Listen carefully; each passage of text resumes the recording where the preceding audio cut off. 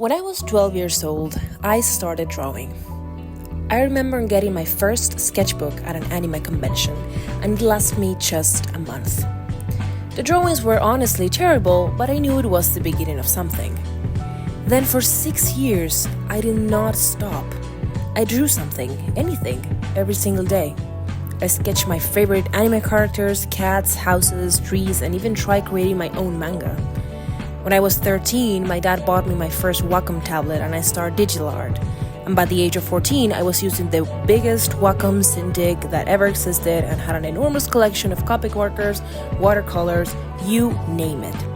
I was doing everything. I even created a Facebook page and grew it to around 10,000 followers. I posted daily, improving little by little. At one point, I got into the K-pop niche and my popularity exploded. And then, at the age of 18, I stopped. I just stopped drawing altogether. I still have the last sketchbook I bought during the pandemic, and it's not even finished. As time passed, I left that teenager behind, the one who couldn't wait to come home from school to draw. And now my life is filled with responsibilities: university, exams, rent, taxes, mental health, and making ends meet. I tried returning to art as an adult, but it just felt impossible. I was too critical of myself. I hated that my art wasn't perfect. I convinced myself that drawing was a waste of time and that I should focus on something more quote-unquote productive. Then, last year, I had a kind of epiphany. During a therapy session, my therapist said something that didn't even seem important at the time. She said, "One must ask oneself, what do I want to do every day?" And that phrase has stuck with me because I realized I hadn't genuinely asked myself what I wanted in years.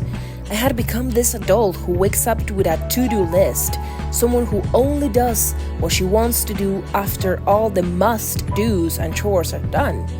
If there's any time left, and then maybe she will read a book, or play bass, or go for a run, or draw.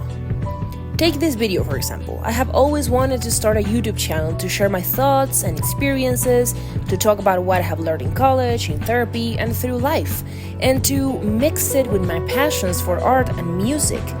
But every time I tried to record something, I hated it. It wasn't perfect.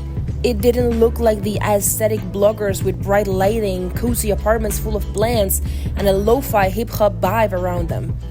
But this year I had decided that mindset has to stop. This year I'm challenging myself to draw again, probably every single day, to carry a sketchbook and a pen in my bag and to share it without the perfect plans and the lighting and the expensive camera equipment, without trying to be perfect. Just me, raw, imperfect, but real. The drawing you're looking at right now is the icon for my new Instagram account, and I won't lie, part of me is criticizing it like crazy. But I'm sharing it with you anyway because this is who I am, and there's nothing wrong with that. Right now, I am so excited to start this project. I have 1,000 ideas to share and I can't wait to build a community. For the first time in years, I'm feeling like I'm an artist again. Like I'm an illustrator, like I am somebody who knows what she's doing in this area of life. And maybe, just maybe, this YouTube channel can help somebody who's feeling the same way I do.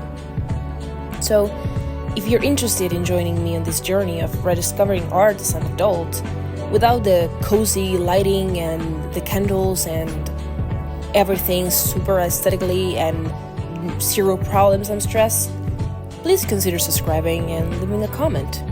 I would love to hear from you, and I hope to see you again very, very soon.